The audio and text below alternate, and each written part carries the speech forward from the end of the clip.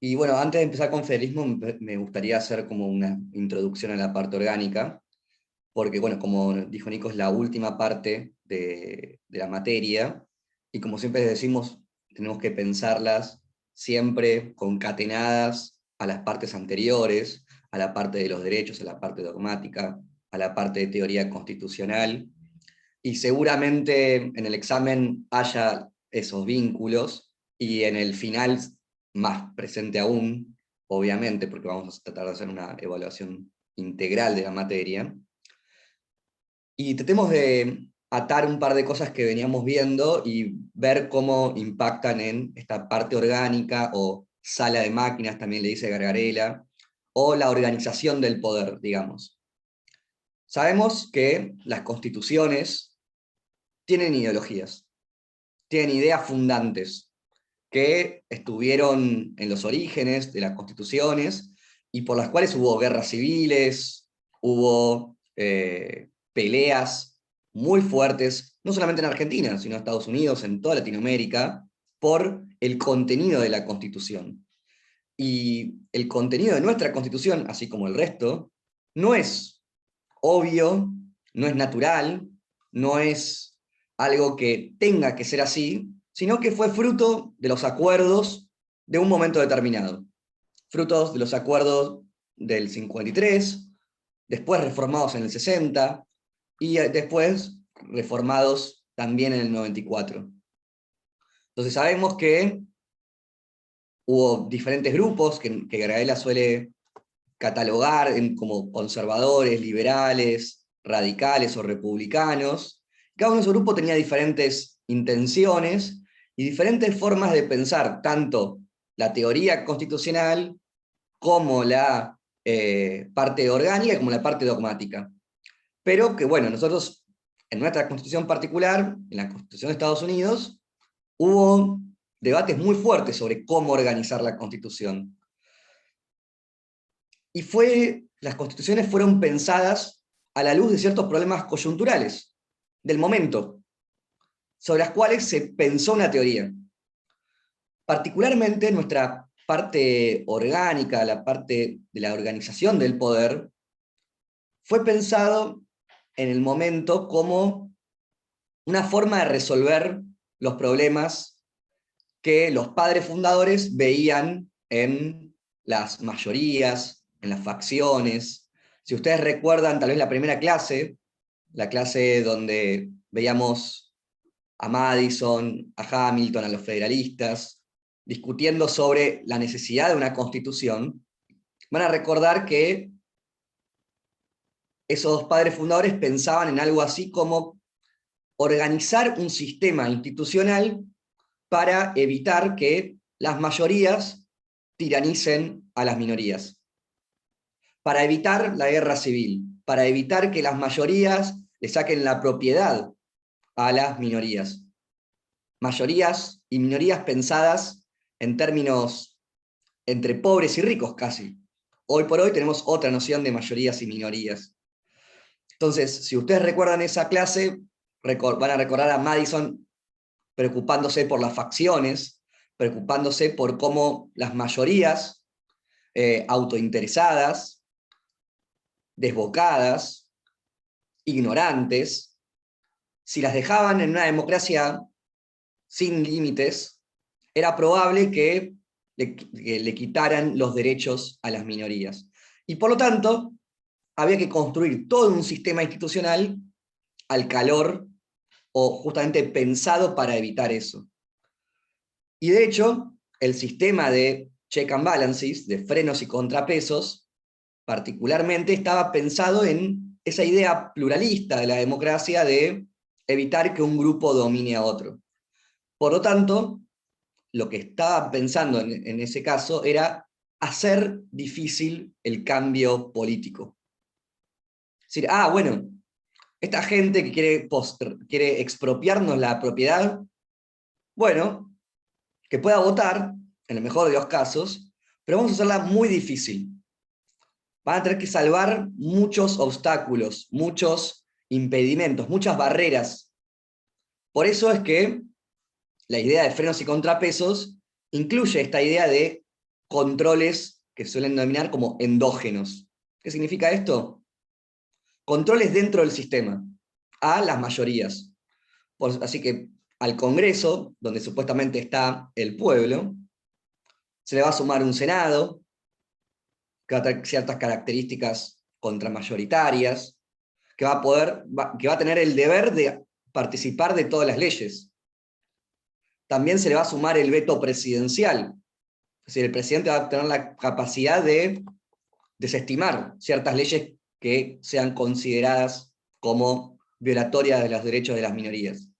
Y al mismo tiempo va a aparecer un viejo amigo nuestro, que es el control judicial de constitucionalidad, como otro freno a las mayorías. Pero también la representación va a ser pensada en esta época como un elemento también contramayoritario o elitista. ¿Por qué? Porque la representación no fue concebida por estos padres fundadores tanto como una forma de poner a representantes del pueblo en los órganos representativos, sino más bien como una representación aristocrática. Poner a los mejores, que la gente del común elija a los mejores para poder gobernarse.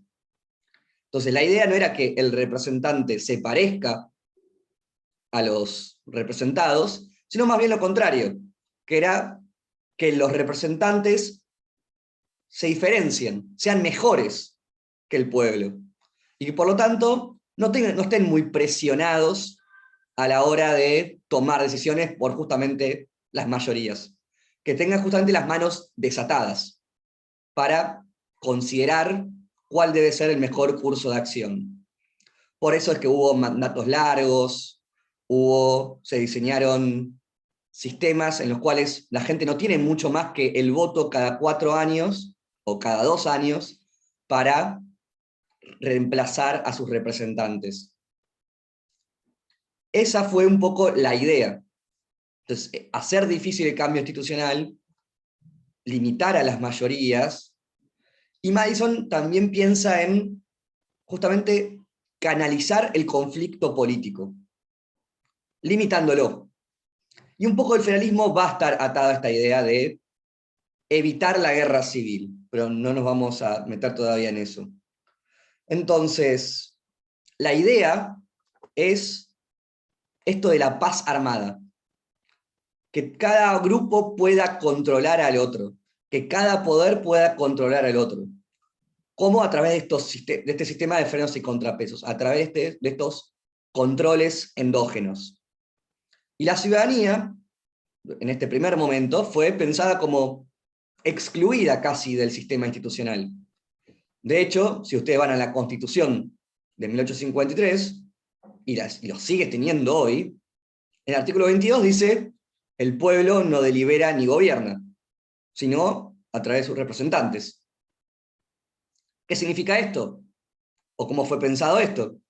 Esto fue como quizás uno de los primeros grandes aportes de Gargarella al derecho constitucional, que decía, ¿cómo podemos tener una constitución que dice defender la democracia, dice defender los derechos de las personas, y tenemos un sistema institucional cuyo primer objetivo es excluir a la ciudadanía de la toma de decisiones?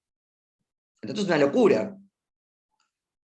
Bueno, vamos a ver si hoy la Constitución complementa esto, niega esto o refuerza esto.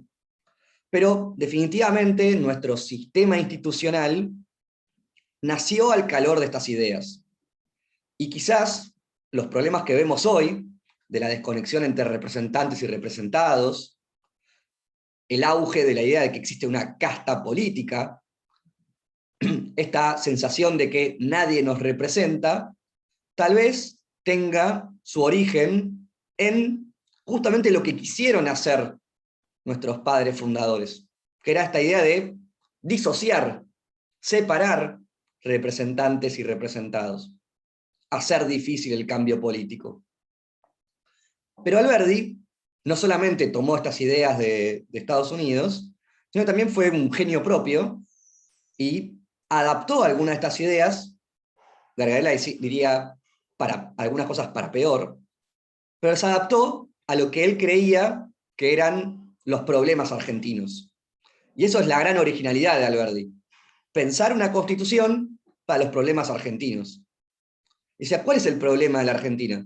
O sea, ustedes van a las bases y lo dice explícitamente. Por eso las bases es como nuestro papel de federalista, porque ahí el tipo te explica lo que tenía en la cabeza.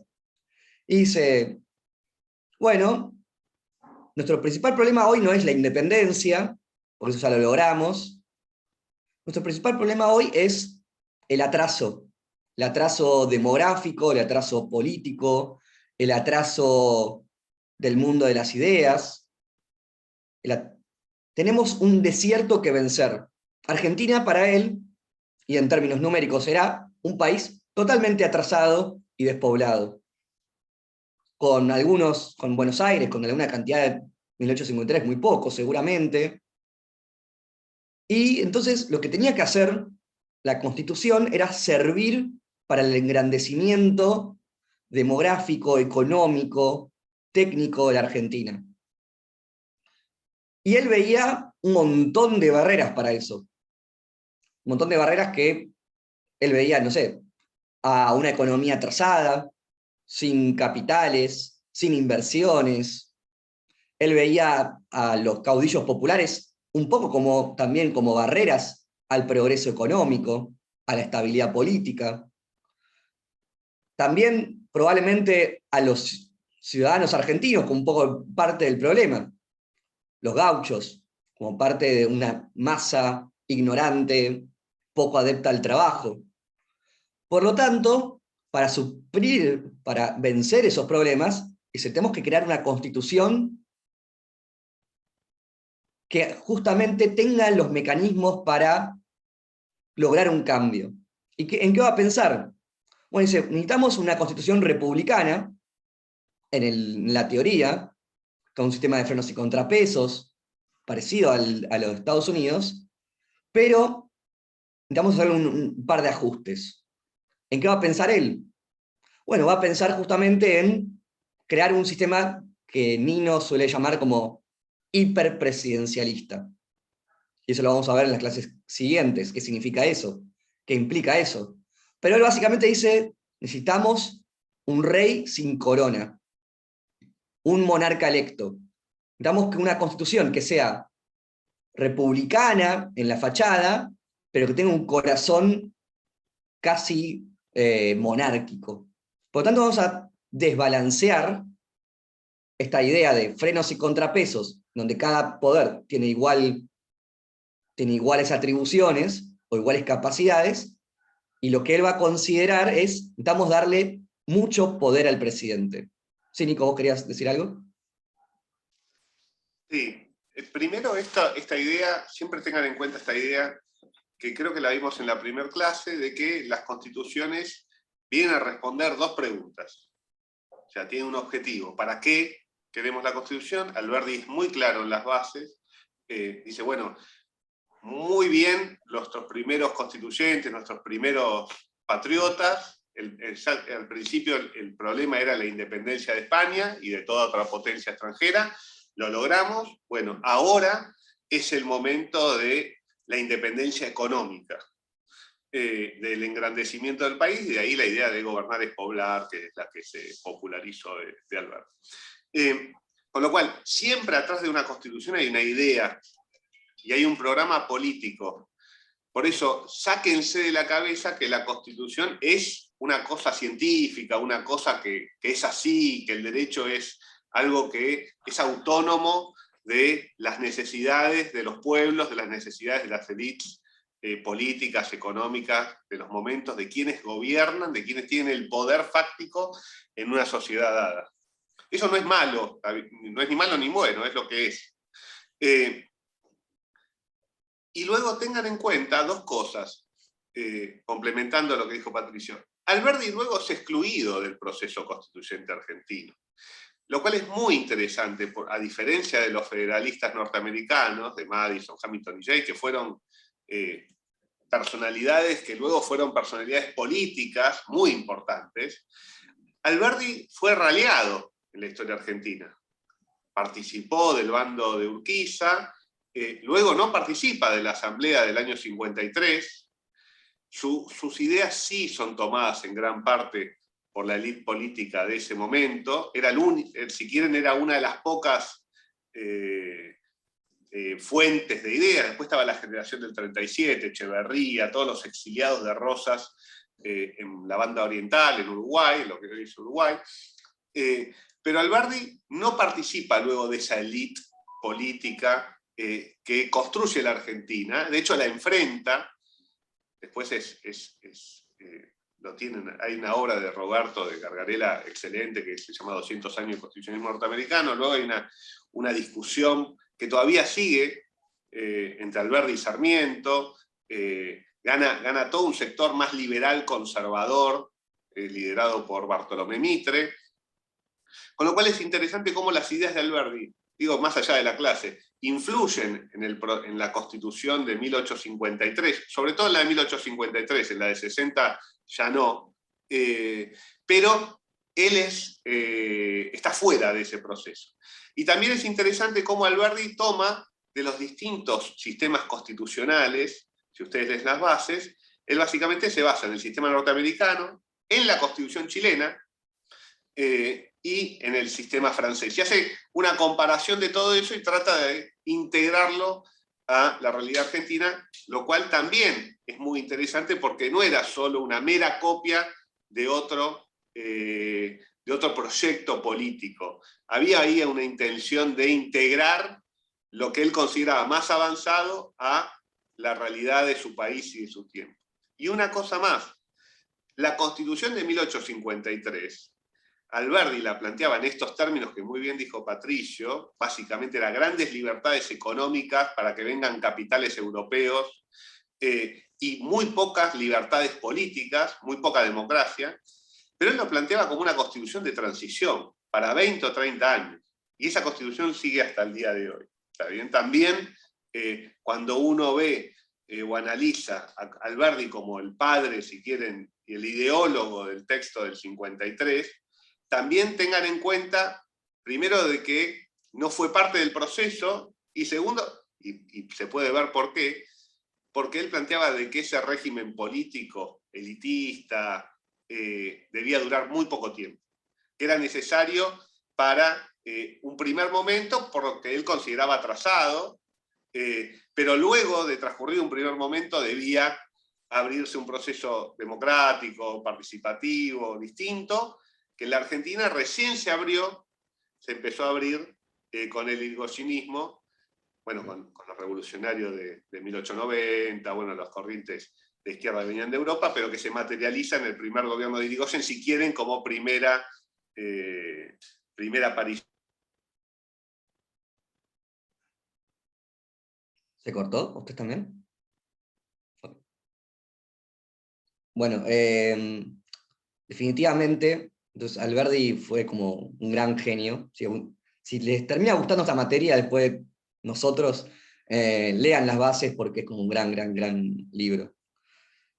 Entonces, la idea que toma de la Constitución chilena de darle mucho poder al presidente. ¿Para qué? Justamente para enfrentar esta tarea titánica que tenía por delante por 30, 40 años, como decía Nico, que era vencer al desierto, necesitamos vencer a las resistencias provinciales, necesitamos hacer esfuerzos increíbles para atraer inversiones, para atraer inmigrantes. Entonces, darle un poder semejante al de un rey. Entonces, ahí está como el núcleo del sistema institucional que arma Alberdi. Pero que definitivamente, como decía Nico, fuimos reproduciendo y fuimos sosteniendo a lo largo de todas las reformas constitucionales. La Constitución del 49 de Perón mantiene esta idea también de un presidente fuerte. La Constitución del 57 también, la del 94 aún más. Entonces, ahí Gargarella dice, mantuvimos, es otra de las tesis que tiene él, mantuvimos una parte orgánica bastante inmodificada, bastante parecida a la que teníamos en el 53, él diría elitista, contramayoritaria, hiperpresidencialista, pero al mismo tiempo, entonces eso quedó como en un molde conservador, diría Gargarella, y al mismo tiempo tenemos una parte dogmática que ustedes ya vieron, muy generosa, con visiones muy robustas de la libertad de expresión, visiones muy robustas de los DESC, visiones muy robustas de la igualdad, de los derechos de las mujeres, de la autonomía. Entonces, como que nuestra constitución, dice Gargarella, tiene como dos almas. Una muy progresista, de la de los derechos, pero también una muy conservadora, que es la de la parte de la organización del poder. Y un poco la razón por la cual no se cumplen estos derechos tan robustos es que tenemos incentivos institucionales para que no mucho cambie, para mantener el status quo. Es decir, tenemos la lógica que ordena a la parte orgánica es una lógica todavía muy conservadora. Entonces, si queremos un constitucionalismo diferente y un país diferente, quizás hoy por hoy no deberíamos darle tanta bola a los derechos, diría Gargarella, sino también deberíamos preocuparnos especialmente por reformar a la luz de una democracia más robusta la parte orgánica. Entonces, hoy vamos a ver cómo se organiza, si quieren, cómo se organiza verticalmente el poder. Generalmente, en la parte orgánica, pensamos en la distribución, en la división horizontal del poder, entre poder legislativo, poder judicial y poder ejecutivo. Pero hoy lo que vamos a hacer es ver cómo nuestra Constitución organiza territorialmente el poder, entre provincias y gobierno nacional. Y a partir del 94 aparecen también los municipios. Entonces, el sistema federal de gobierno es, bueno, primero, el federalismo podría implicar muchas cosas. De hecho, en cada país federal, el federalismo tiene diferentes contornos, diferentes alcances, diferentes ordenamientos institucionales. Pero podríamos decir que, en general, el federalismo lo que hace es distribuir territorialmente el poder, básicamente haciendo que hay ciertas competencias, atribuciones, potestades que son exclusivas del gobierno nacional, mientras que otras son exclusivas de las provincias. Entonces, lo que hace el federalismo es, si quieren, tener al menos dos regímenes de derechos, regímenes legales, diferentes en un mismo territorio. A ustedes, al mismo tiempo, los gobierna, si viven en capital o en provincia, los gobiernan las leyes de la legislatura de la Ciudad de Buenos Aires o de la legislatura de la provincia de Buenos Aires, y al mismo tiempo las leyes de la Constitución y del Congreso Nacional. Eso es un rasgo fundamental del federalismo.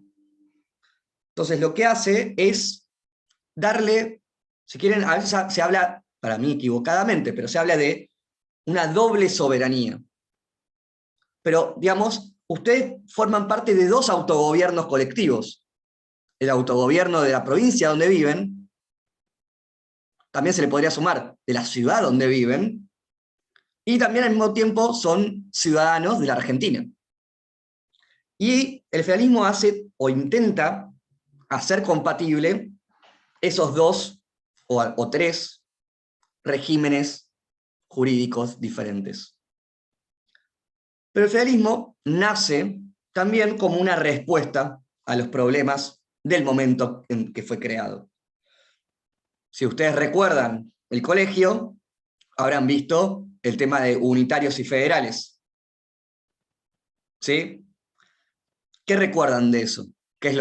¿Cuáles eran las ideas de cada uno de estos dos grupos, de estos dos bandos?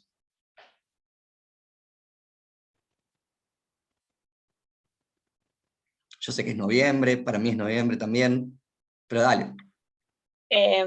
No dejaron Principalmente, el colegio hace tanto.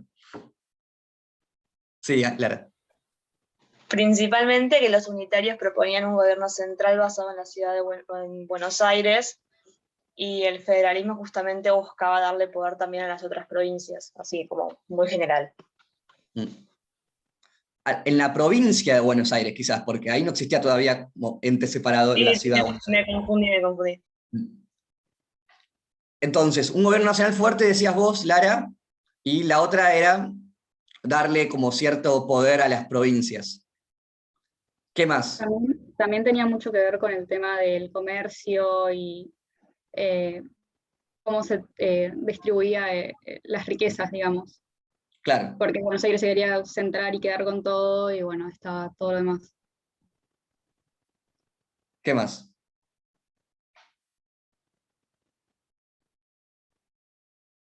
Bueno, obviamente que... Sí, No, Florencia. que bueno, justo linkeándolo con lo que venías diciendo vos, que también, bueno, el federalismo metía esto de escuchar a las minorías, diciendo como que, bueno, no se puede centrar en como una élite, por así decirlo, de unos pocos, sino que tiene que estar gobernado por todo el país. Ok. Obviamente También, que... Sí, Lara. Sí, sí, sí. no, el hecho también de lo que, ponele, en los unitarios tenían mucho esta idea también de como europeizar América, ¿no? De traer todo lo que, europeizarla en el sentido de que vengan ciertos inmigrantes europeos, pues no todos los europeos eran iguales, mientras que el federalismo también proponía mucho, o sea, también hacer una especie de resistencia, porque, por ejemplo, con Rosas se vio la resistencia también a ciertos países europeos. O sea, es como que también había ahí una especie como de modelo de lo que sería la europeización total, y quizás algo no tan fuerte, igual como que todos querían. Interesante. Definitivamente hubo todo lo que ustedes están mencionando. Obviamente los procesos constitucionales, además del mundo de las ideas, y acá me voy a poner un poco marxista, además del mundo de las ideas, también tienen un trasfondo económico o una base económica, que es un poco lo que decían ustedes ahí del tema del puerto, de las rentas, de la libre navegación de los ríos, y para justificar eso a veces creamos ideas políticas, teóricas ahí, constitucionales. Pero más allá de las disputas económicas, que son importantes, había como dos maneras diferentes de concebir la organización del poder. Ahí, ustedes, Lara había dicho, bueno, los unitarios querían un gobierno nacional fuerte. Y eso definitivamente era verdad. Por ahí es raro hoy pensar que los unitarios, que eran más liberales que los federales, al mismo tiempo eran, de alguna manera, eran más nacionalistas, en el sentido de crear un gobierno fuerte, nacionalista a la Hamilton, de crear un gobierno que pueda llevar adelante un plan fuerte de ellos, alberdiano en el sentido de progreso económico, y vencer a las resistencias provinciales. Y el gran conflicto que hubo entre 1810 y 1850 era ¿qué hacemos con la gente del interior? Gente del interior que en un momento no estaba muy a favor de la independencia, que después no fue muy abierta a una organización constitucional republicana, algunos sí. Entonces, ¿qué hacíamos con la gente del interior? Desde Moreno en adelante eso fue un problema, fue una de las cuestiones. Y la idea que tuvieron los unitarios era básicamente hacer desaparecer a los gobernadores, básicamente. Desaparecer a los cabildos provinciales. De hecho, Rivadavia lo primero que hace es, cuando está en el gobierno, es eliminar los cabildos. ¿Por qué? Porque lo consideraba una parte atrasada del gobierno hispánico. Entonces, los unitarios básicamente hacían que los gobernadores sean electos por el presidente. Entonces, no había esa doble ciudadanía de la gente votando gobernador y también votando presidente. Básicamente, solo había un gobierno que era el nacional. Y después el gobierno nacional elegía como mandaba representantes administrativos a las provincias.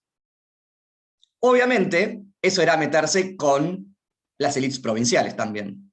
Por lo tanto, la gran resistencia de las élites provinciales fue decir, no me saquen el curro a mí, básicamente. Y básicamente decían, no, nosotros queremos tener nuestra propia constitución, nuestro propio gobierno, mantener nuestras propias costumbres, como decía Lara. No queremos ser homogeneizados bajo esa impronta muy bonaerense de lo europeo. Por lo tanto, la gran pelea de la guerra civil era también por mantener esta función de los gobernadores electos por las propias provincias. Bueno, podemos discutir el grado de democracia que había, pero la idea era que los gobernadores tuviesen autonomía del poder central y que sean electos por las propias reglas y por los propios procedimientos provinciales. Y eso duró 40 años de guerras. También al calor de las peleas por los ingresos de la aduana, pero que bueno, Rosas tampoco hizo mucho por eso.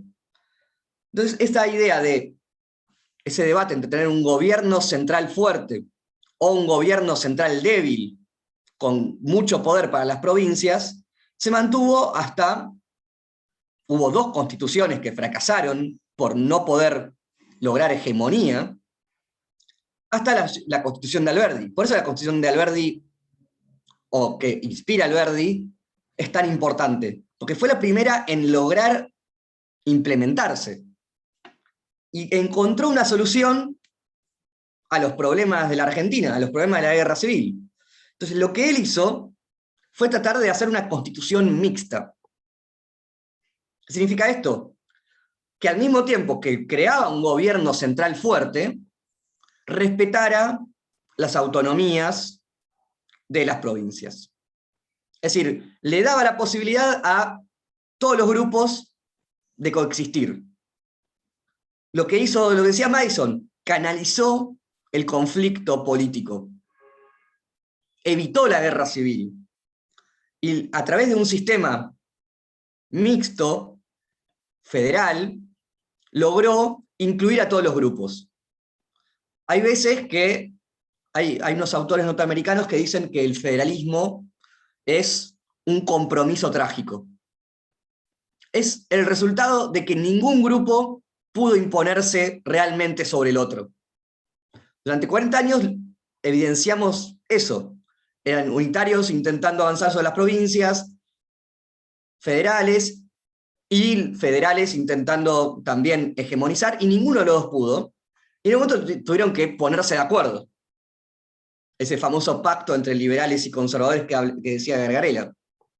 Pero no se equivoquen, no hay que asociar necesariamente interior con federalismo y capital con unitarismo, si bien tal vez fuesen mayorías en cada uno de esos lugares, pero había un montón de provincias que querían unitarismo, Córdoba, por ejemplo, Cuyo, y había gente en la Ciudad de Buenos Aires, o en la provincia de Buenos Aires, que quería un sistema bastante federal, casi autonomista, con mucha descentralización.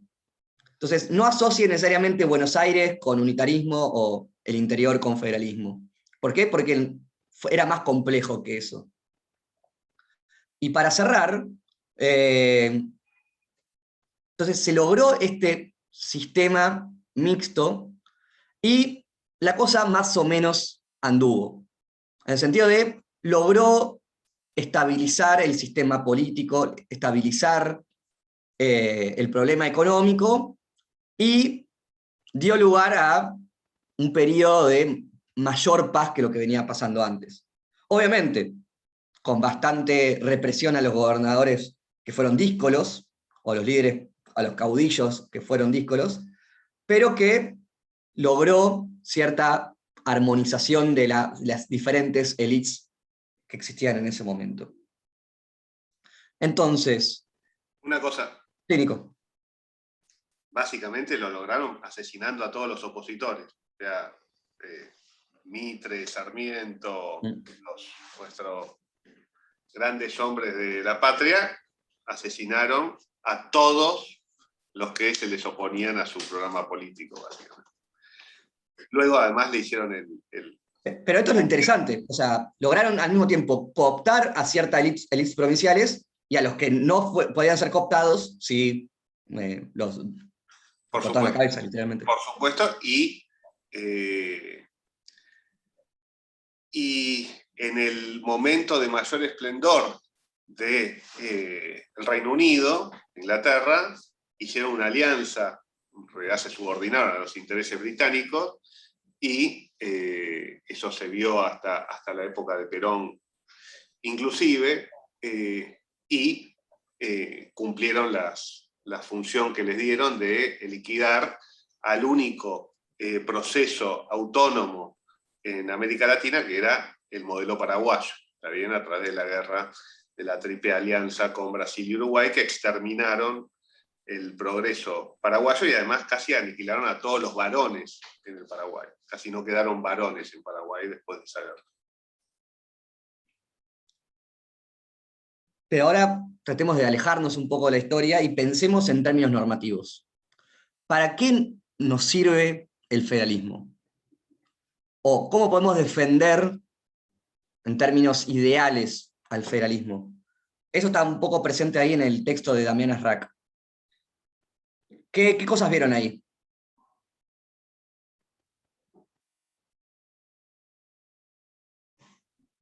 Yo acá tengo que bueno, nada, que era una descentralización y que prometía la defensa exterior y el necesario orden interior con ventajas comerciales. Claro, eso es lo contrario a una defensa normativa. Eso es una defensa utilitaria, consecuencialista. Pero, bien, el federalismo nació con esa idea de logremos ciertos objetivos. Defendernos todos juntos, comerciar todos juntos, queremos un mercado común, eliminemos las aduanas provinciales, definitivamente. No sé, logremos la libre navegación de los ríos. Y eso fue el origen real del federalismo. Pero yo lo que estoy pensando es, ¿a qué valores podemos defender mediante el federalismo? ¿La democracia? ¿Por qué?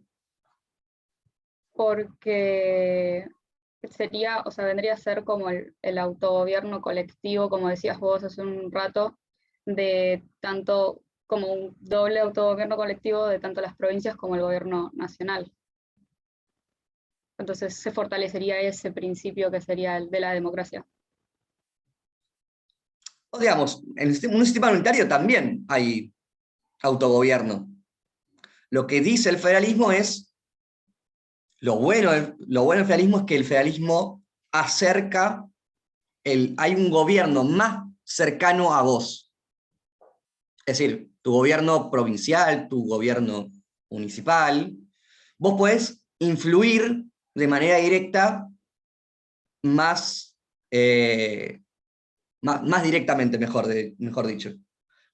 Eso sería tal vez una defensa republicana del federalismo. Es decir, queremos federalismo porque permite tener un mayor control sobre los gobernantes a nivel provincial, podemos tener mayor participación, podemos influir, podemos participar. Bueno, eso es una defensa más asociada a la idea de democracia, una defensa más republicana. ¿Pero qué más?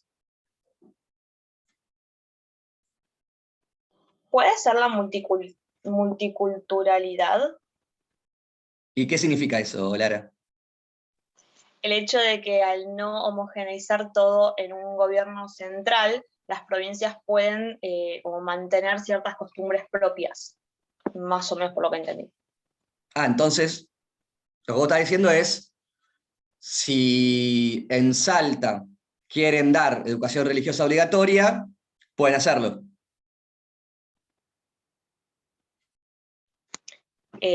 No te gustó tanto ahí. No, no, pues estoy pensando que en la Constitución Nacional se dice que es laica, si no estoy mal. O sea, es como que ahí habría como un conflicto. ¿Dónde? Bueno, perdón. No, igual lo pensaba más, el fallo ese, que hay un fallo ahí que está para leerlo, no lo recuerdo mucho. Pero sí, No, ahí Damián habla pensaba más en los hombres del igual. multiculturalismo. Sí, sí. Pero dice, eso puede verse como dos maneras diferentes. Una es un poco lo que habían dicho antes de proteger las costumbres frente a ideas más, si quieren, más multiculturales justamente, más de diversidad.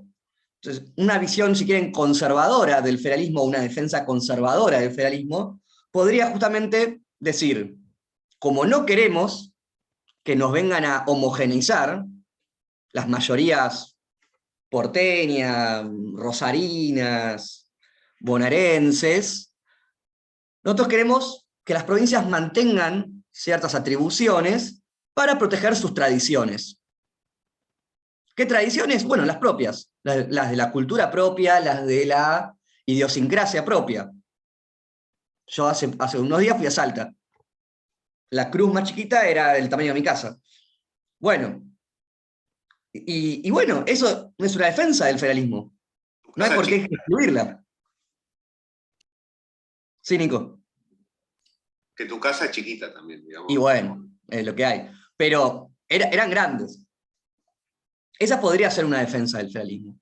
Lo que dice Arrak en el texto es, podríamos pensar que el federalismo, no argentino particularmente, pero el federalismo en general, si hay una provincia en donde hay una minoría, una minoría a nivel nacional, pero que es mayoría en una provincia, ahí pueden mantener sus costumbres.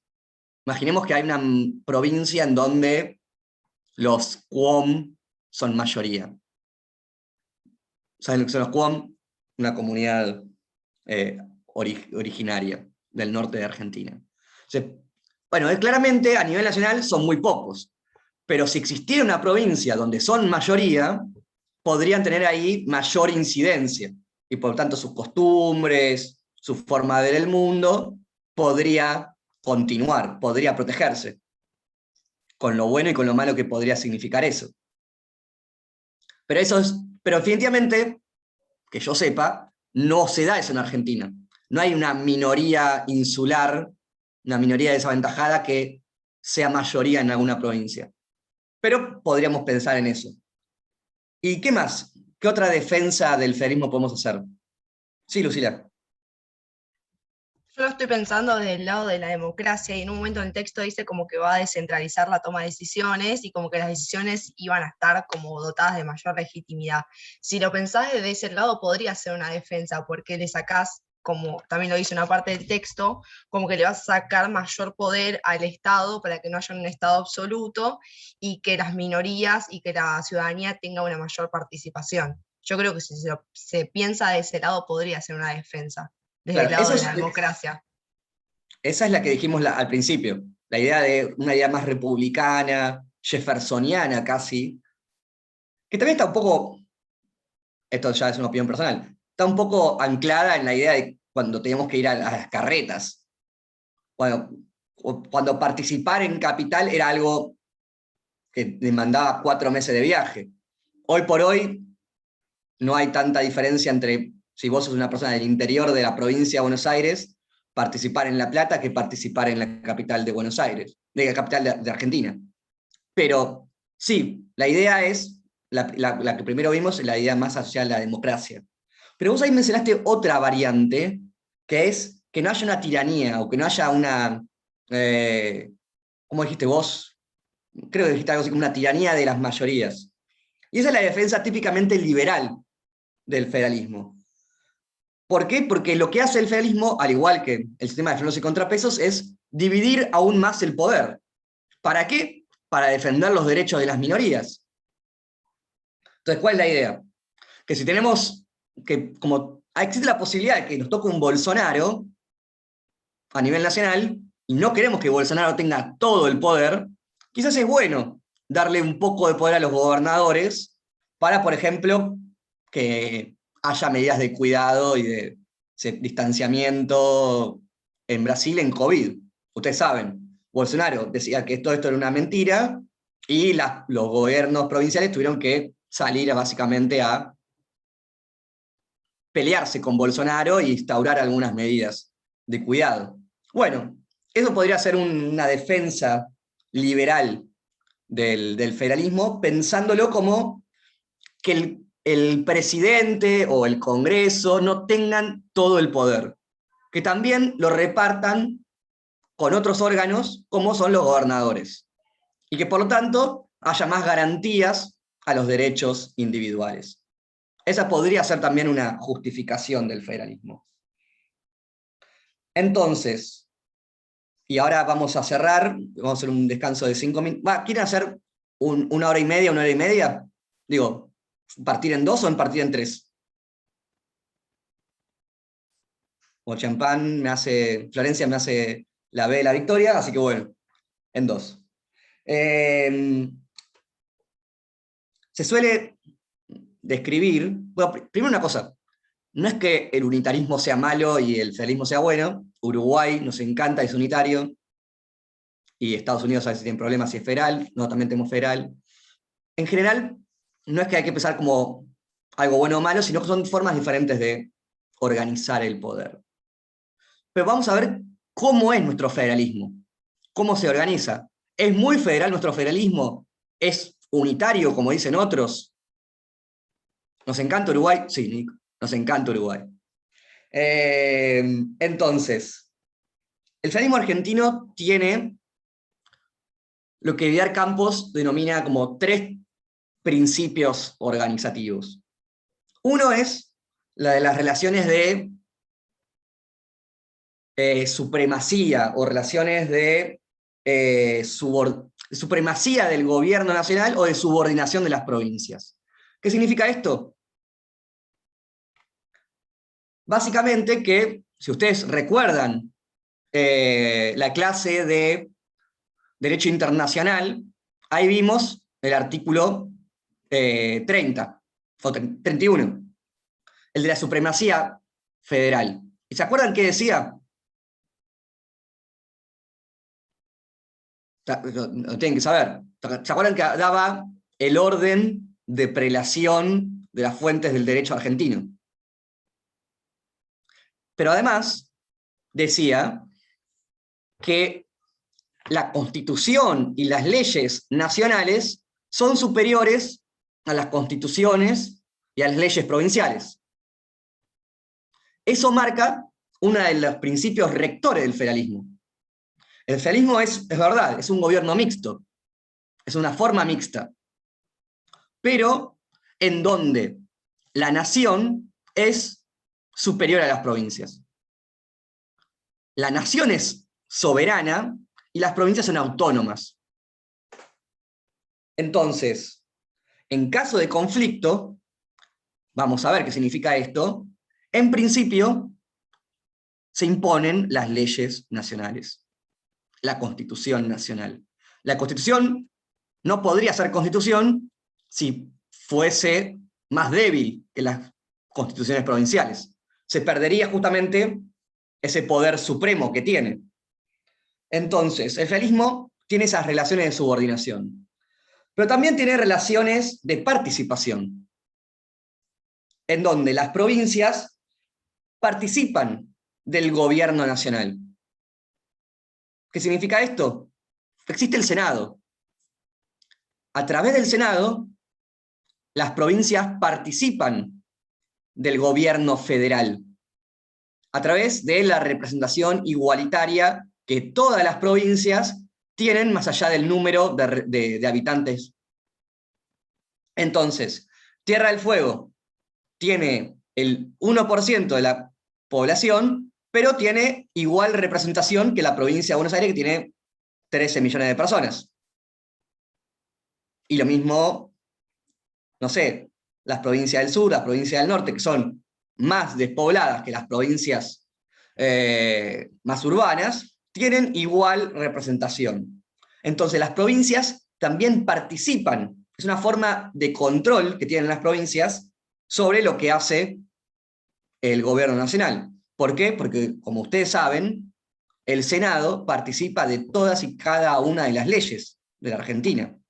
Y no solamente eso, sino que también tiene privilegios. Son los que designan a los jueces, son los que deciden los juicios políticos, ¿o no? Entonces, la idea es que a través del Senado, las provincias tengan casi un poder de veto sobre las leyes que se quieren implementar a nivel nacional. Y también hay relaciones de coordinación, que es decir, la distribución de competencias en un país, en nuestro país.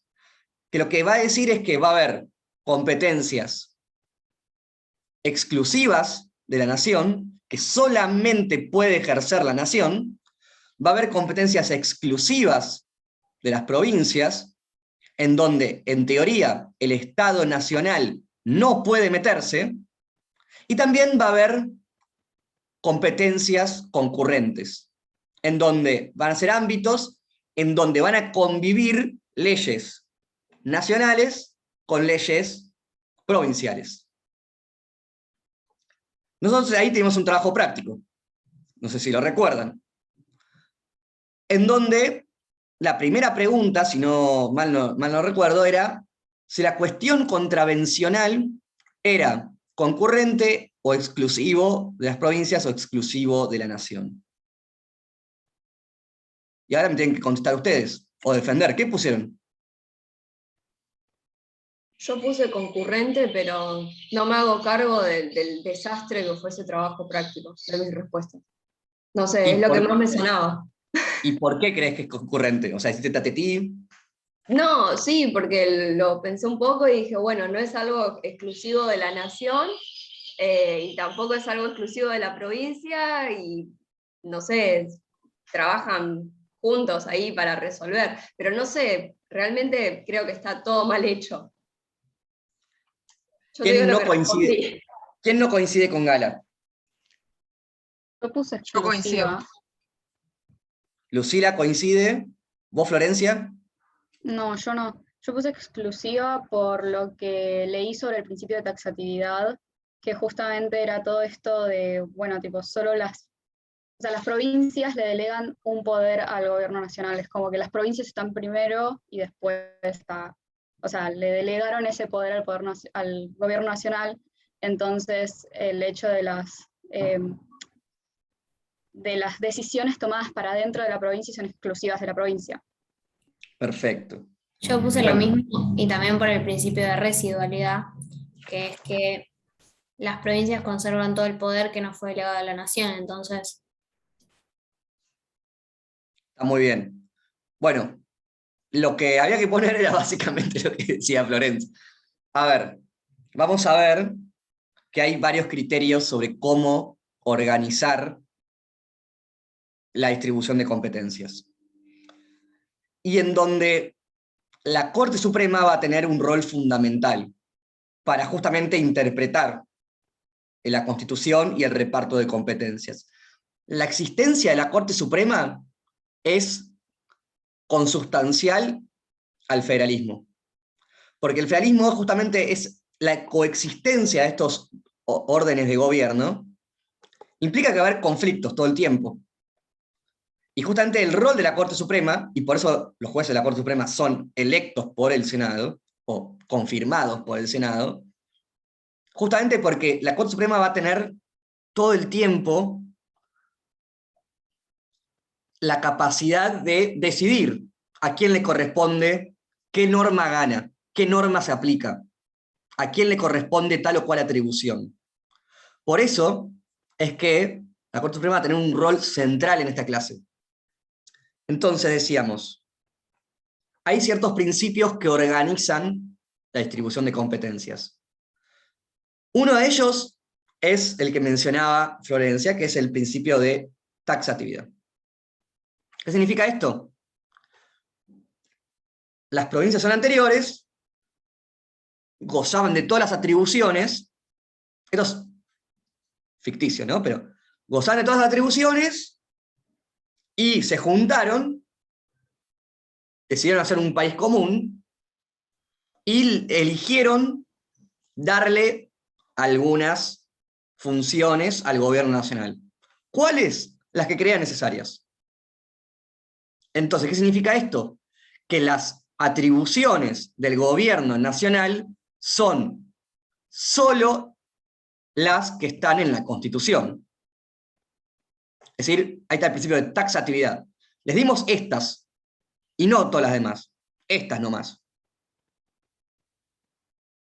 ¿Cuáles son?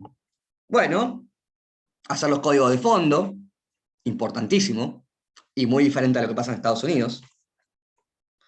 Las relaciones internacionales, algunos impuestos, la intervención federal, la redacción de leyes nacionales, el manejo de las Fuerzas Armadas, eso fue un tema muy importante en la historia del federalismo argentino, eliminar los ejércitos provinciales, la declaración del estado de sitio.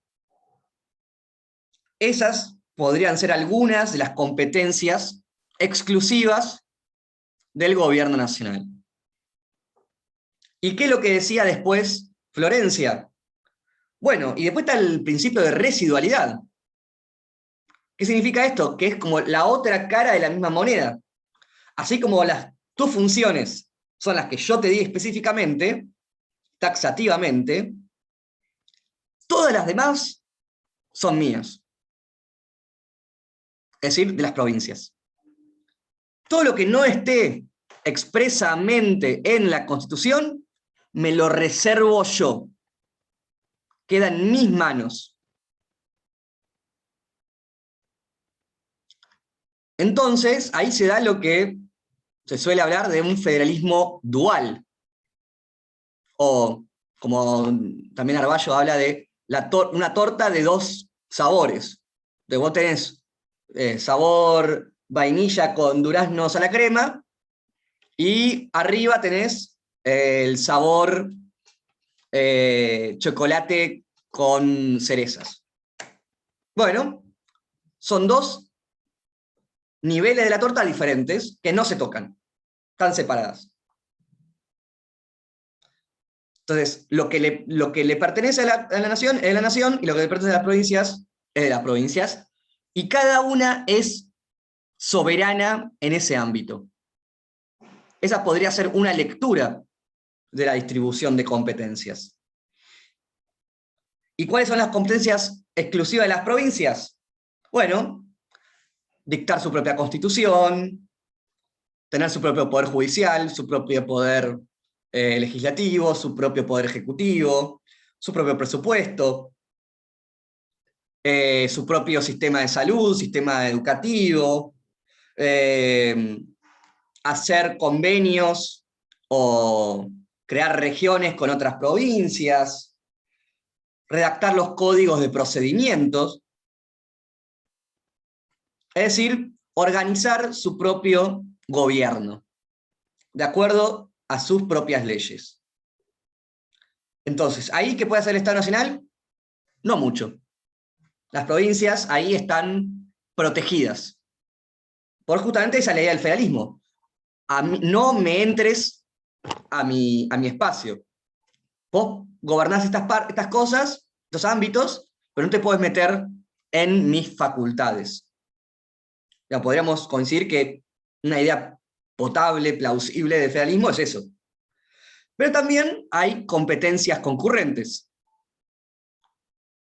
Competencias concurrentes que están determinadas por ejemplo, cláusulas ambientales. Si ustedes van al artículo sobre la protección del medio ambiente, van a ver que dice, la nación dicta leyes de presupuestos mínimos ambientales. ¿No? Y dice, eso va a ser como el piso mínimo de las leyes, por ejemplo, de glaciares, de bosques, de humedales, que ahora que está debatiendo, de pesca, bla, bla, bla, bla. Entonces, la nación establece los pisos mínimos y las provincias pueden complementar esas leyes ambientales con normas más protectorias del medio ambiente que lo hace la nación. O sea, bueno, el piso mínimo de la ley de glaciares. Si vos querés ser más protectorio de los glaciares, puedes hacerlo con tus propias leyes. Esa sería una competencia concurrente, por ejemplo. Pero también, a pesar de que la salud y la educación las maneja eminentemente las provincias, siguen siendo temas concurrentes. Y la pandemia un poco demostró eso, o se puso en debate eso. Por eso hay leyes nacionales sobre educación, hay leyes nacionales de salud, por ejemplo el plan médico obligatorio. Por eso la nación se encargó de comprar, no sé, los ventiladores, las máquinas para respiración, con el caso de COVID. ¿Y dónde están estas competencias concurrentes? También el tema indígena es una competencia concurrente. Pero ¿dónde están o dónde se concurrentizan esas atribuciones? En las cláusulas que están en el artículo 75. Una se llama la cláusula de progreso, otra la cláusula de comercio, donde se basó la Corte Suprema para leer ahí competencias concurrentes entre nación y provincias. Está en el artículo 75, inciso 13, la cláusula de comercio, y 75, inciso 18, la cláusula de progreso. ¿Alguien tiene ahí para leer? ¿Tienen la Constitución a mano?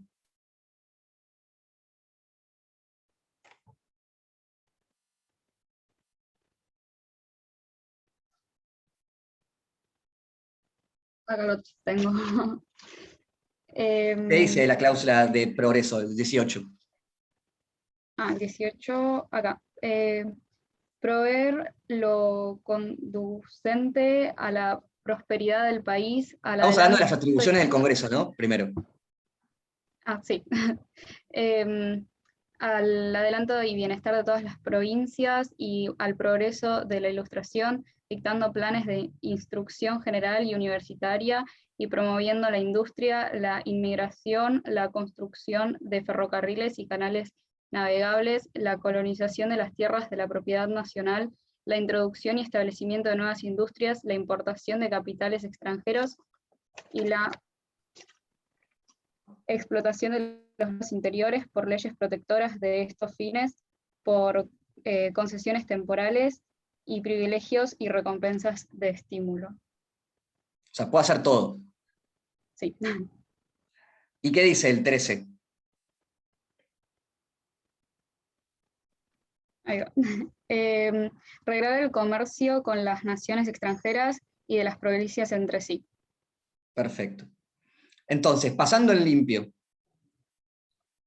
hay competencias exclusivas de las provincias. Uno pensaría, al principio, cuando vio la cláusula de residualidad y la taxatividad, básicamente que somos un país casi confederal, que las provincias hacen todo exclusivamente que no esté en la Constitución Nacional.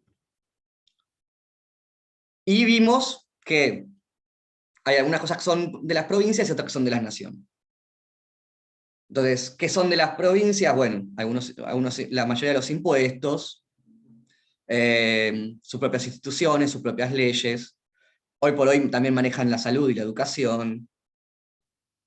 Al mismo tiempo, las cosas nacionales son los impuestos directos, los códigos de fondo, las leyes nacionales. Sin embargo, para eso parecería que le da solamente al Gobierno Nacional muy pocas herramientas.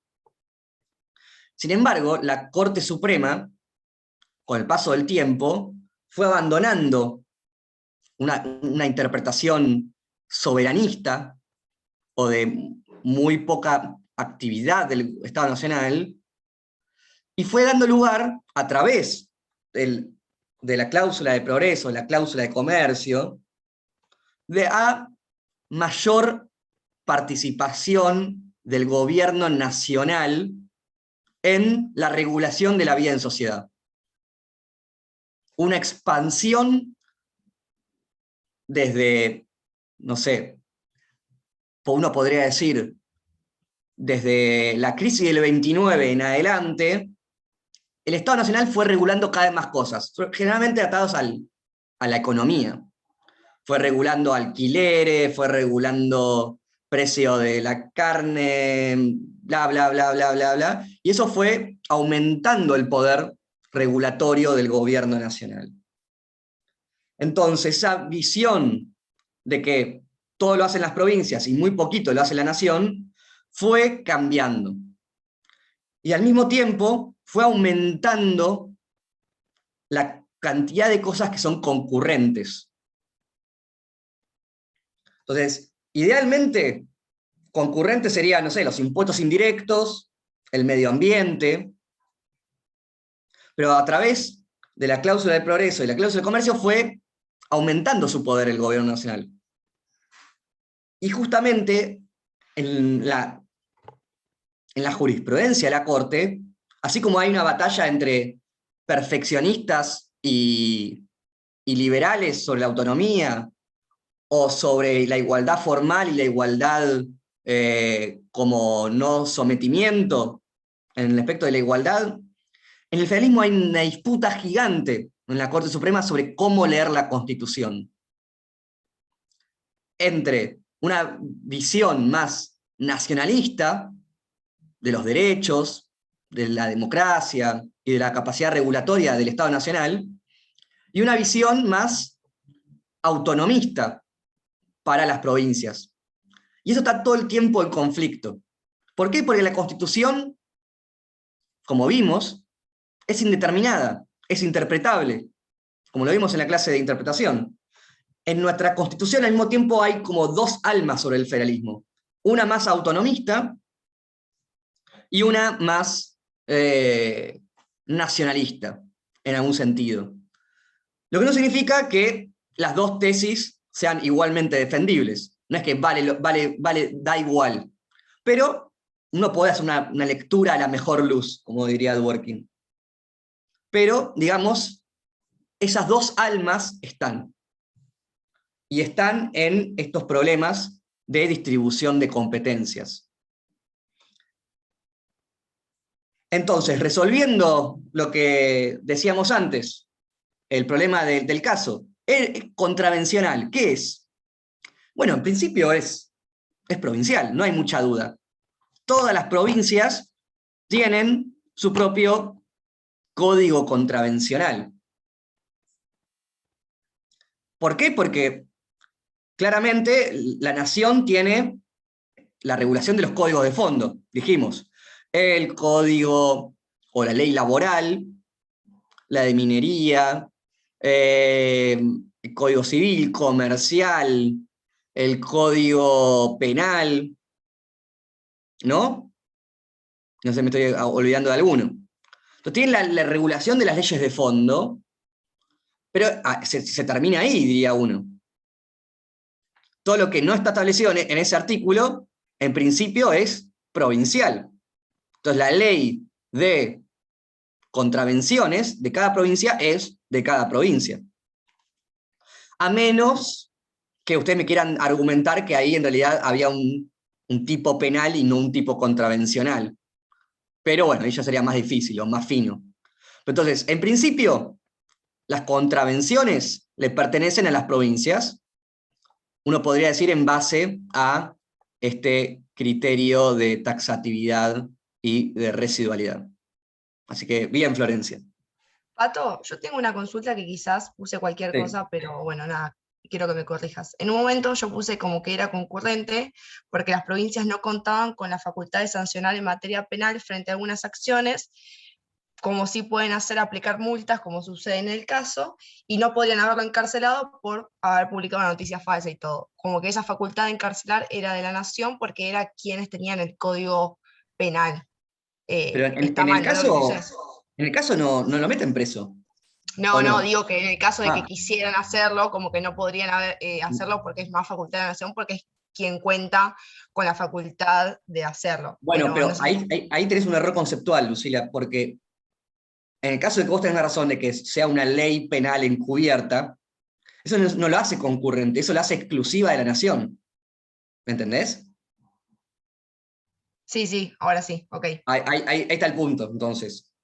Gracias. Entonces, Pato, eso no lo buen haría día. concurrente. Sí, Miriam.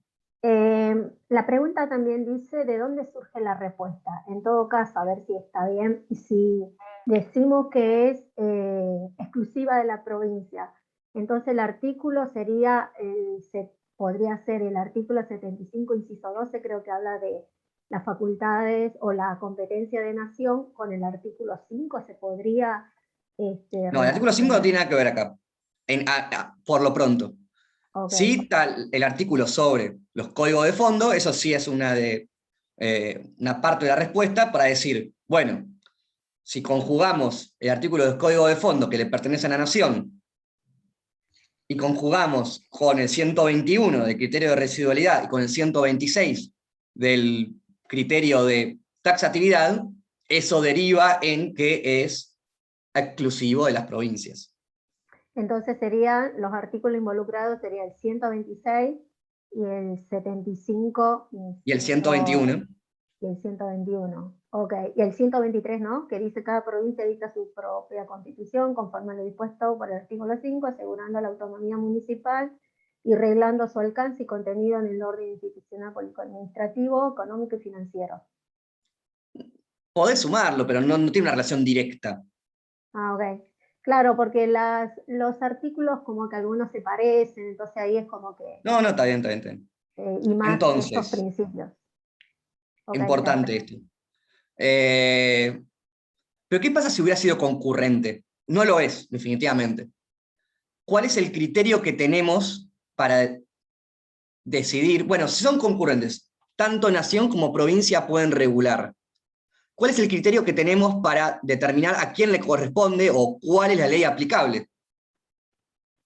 Y ahí ustedes tienen que, el texto de Arballo está, pero hay 2 o 3 fallos muy históricos, pero si quieren, lo último que es donde se habló de esto, más claro, fue Nobleza Picardo, del año 2012, 2013.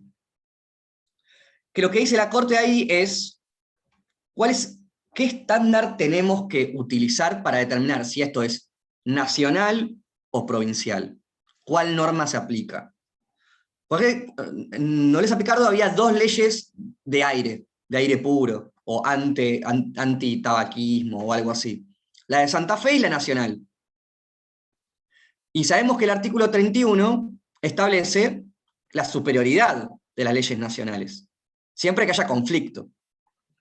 Entonces, para ver eso, lo que tenemos que ver es si la regulación nacional, provincial, es incompatible con la regulación nacional. Si hay una repugnancia efectiva, no son mis palabras, son las palabras de la Corte.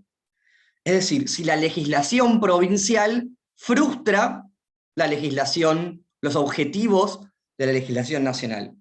Entonces, imaginemos una ley provincial que dice se puede fumar en todos lados, cerrados, y la ley nacional dice queremos proteger la salud y lo hacemos a través de impedir fumar en espacios cerrados.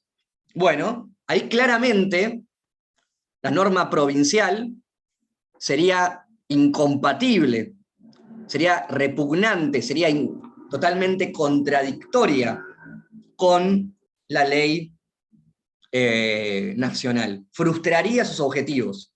Entonces, en esos casos, gana la ley nacional. ¿Se entiende? Pero si no se da eso, lo que hace la Corte es decir, bueno, intentemos que sean compatibles, intentamos interpretarlas de manera consistente, armónica. Entonces, es importante porque si en el caso del parcial les toca un problema de federalismo y una competencia concurrente, te tienen que aplicar este estándar. De vuelta. Entonces, vean lo que dice ahí el texto que tienen de Gustavo Orballo, van a poder ver eso. Pato, Eh, entonces, si son compatibles, ¿se aplica la ley nacional o la ley provincial? si son compatibles, parecería que no hay mucho problema en, si quieren, aplicar a cualquiera de las dos, porque parece ser como, se podría aplicar la provincial, digamos. Pero en principio, como que hay que tener esta visión de que si frustra el objetivo nacional, gana la nacional, definitivamente. Entonces, Perdón, ¿cuál es sí, ese texto? ¿Puede ser que el que dice la justiciabilidad de la no, película? ese Mm, es pésimo y está escrito por mí. Lo leí, está bueno. No, no, no, No, no pero me el choquea que la idea. decís vos, no, por lo menos yo no lo veo en federalismo. O, no sé. Sí, sí, sí, lo subimos hoy. Ah, por eso, ok. Ok. Sí, sí, fue un error nuestro. Entonces, nobleza Picardo es un fallo ahí importante, para que lo tengan en cuenta. Porque ayuda a determinar cuál es la ley aplicable. Entonces, el problema era que, vamos a tratar de cerrar con libertad de expresión acá, y así seguimos con el federalismo después.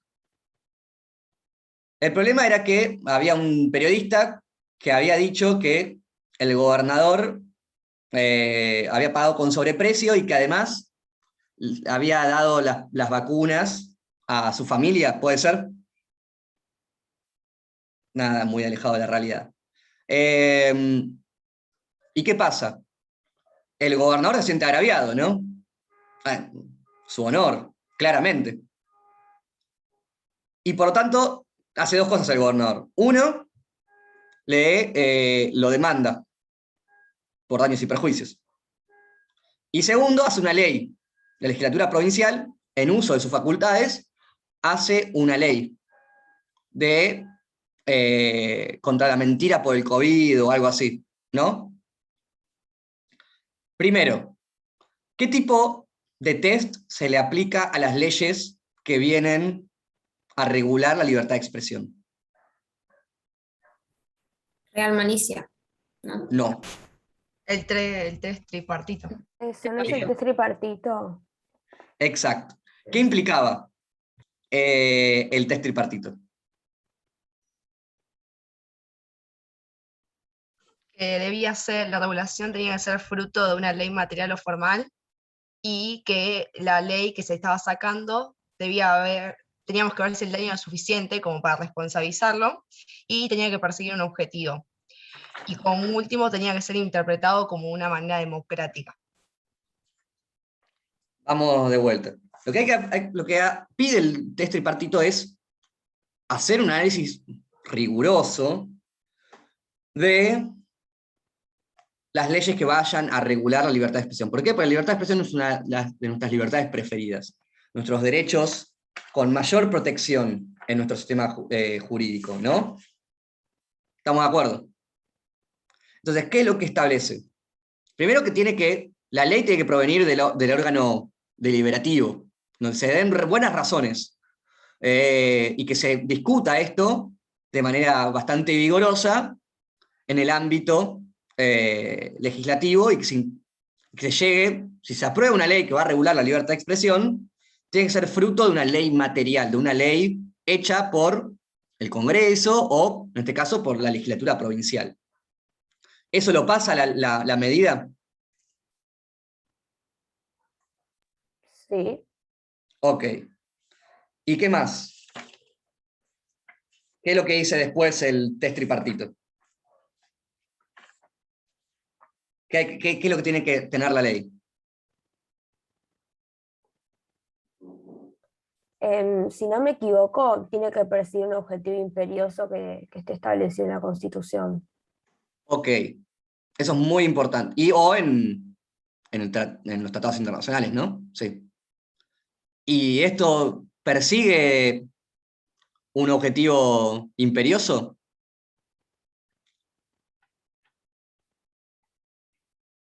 Ustedes lo tienen que resolver.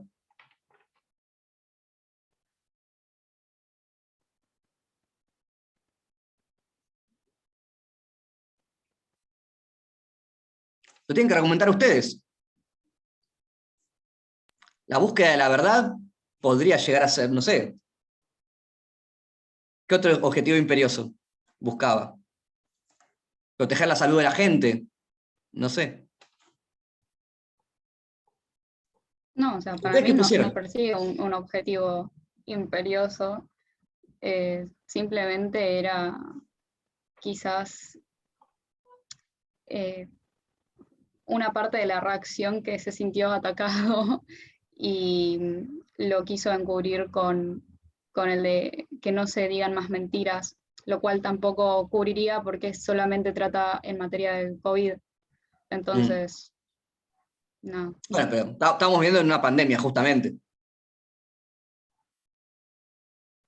O sea, estamos en ese periodo, entonces la cosa está pensada para... Bueno, no queremos que circulen ahí fake news, ¿no? No queremos que se diga que el cloro te salva del COVID. Queremos proteger la salud de la gente. Queremos que la gente tenga información fidedigna. Entonces, ¿quién coincide con Florencia? ¿O quién no coincide con Florencia? Usted tiene que aplicar esto.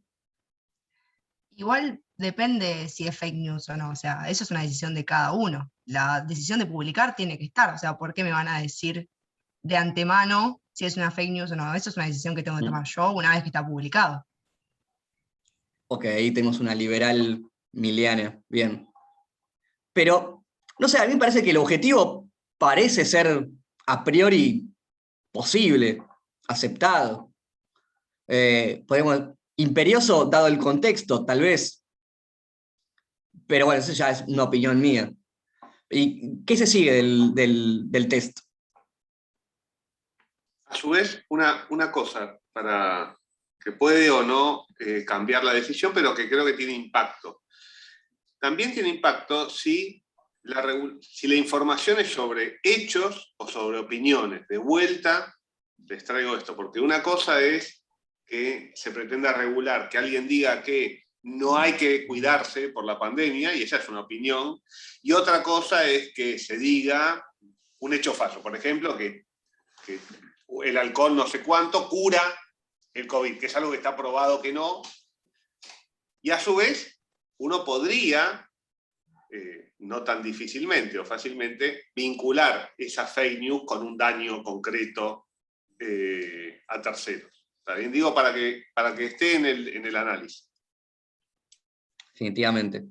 ¿Qué otra cosa hay que hacer entonces con el test tripartito?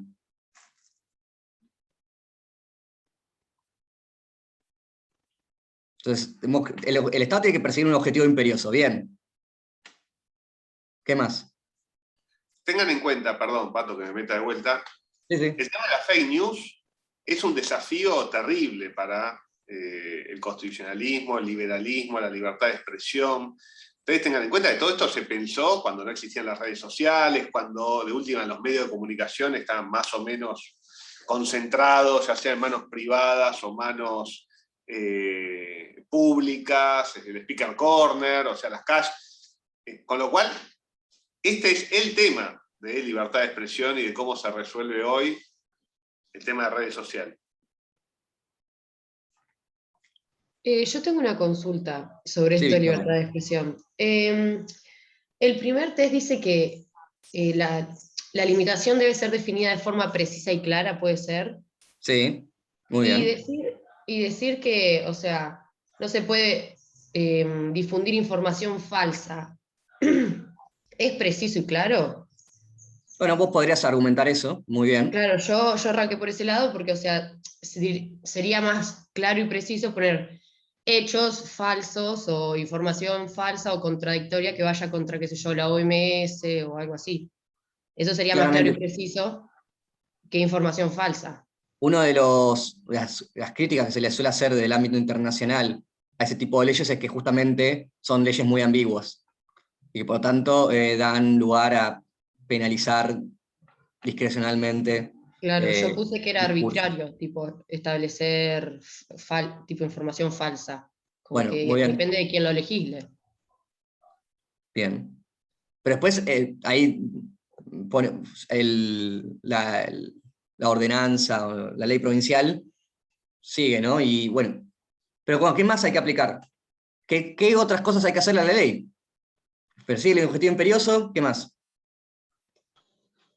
Tiene que ser necesaria, proporcionada e idónea, puse yo. Bien. ¿Y lo era para vos, Lara? Sí, puede ser, igual yo hice que no pase en otro momento, pero puede ser. Medio que quizás no lo analicé en ese momento porque ya me lo habías descartado antes en el trabajo. Pero sí. Tiene que ser necesaria en una sociedad democrática, bien. Claro, pues el objetivo que, como se había dicho, podría ser perseguir la salud. O sea, si sacamos toda la información falsa, si ponele que podemos establecer que es información falsa, quedaría solo la correcta y terminaría garantizándola. Así que yo creo que en ese aspecto podría ser como idónea y perseguir el objetivo que buscaba. Ok. Entonces tienen que hacer ese análisis, si es necesaria, proporcionada, y ahí tienen que ver si adoptan una visión más restringida o, digamos, estricta de la proporcionalidad, como hace Petracchi, o una visión más, si quieren, más de mera razonabilidad, como hace Lorenzetti en el fallo Clarín. Ahí ustedes tienen que aplicar qué tipo de proporcionalidad se aplica, tienen que pensarlo, tienen que decir por qué la libertad de expresión necesitaría de un test más estricto o no. Así que eso se los dejo a ustedes. Tienen que argumentarlo ustedes. Tienen que aplicar definitivamente el test tripartito. Y después, sobre la causa que inicia el gobernador al periodista. ¿Qué doctrina se tiene que aplicar?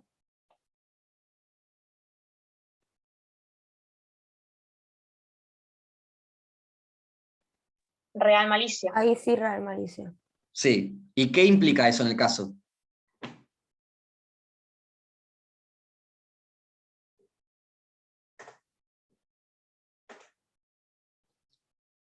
Ahí se cumple, ¿está protegido el periodista o no está protegido? Porque sabemos que la información era falsa, ¿no? Eso es muy importante. La información era falsa. El gobernador da pruebas de que era falsa. No, yo no tengo nada que ocultar, dice. Pero ¿qué es lo que pide la real malicia? ¿O qué es lo que viene a proteger la real malicia? Que se demuestre si el que publicó la noticia lo hacía con mala fe o con intención de dañar. Lo que se busca es proteger al orador, en este caso al periodista. Bien, se busca proteger al periodista. Y entonces se lo hace a través de lo que decía Florencia. ¿Qué era lo que decía New York Times versus Sullivan? ¿Qué es lo que tiene que demostrar el funcionario público afectado?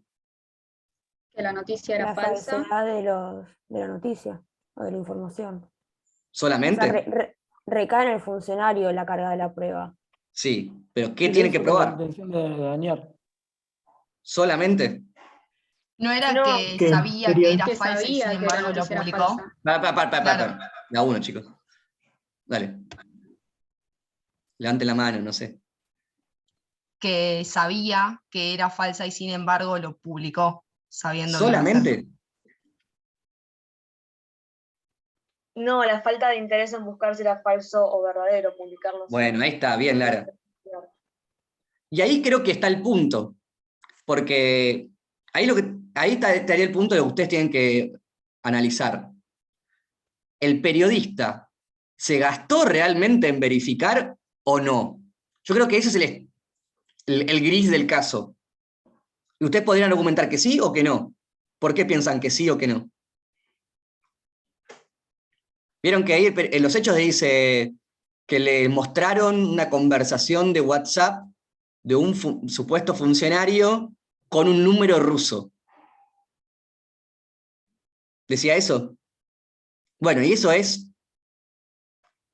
que le importó 3 belines que si era falso o no. ¿Cumple el estándar o no cumple el estándar? ¿Está protegido el periodista o no está protegido? De vuelta, eso es lo que ustedes tienen que argumentar. Cuando les toque un caso, ustedes tienen que argumentar por qué sí o por qué no.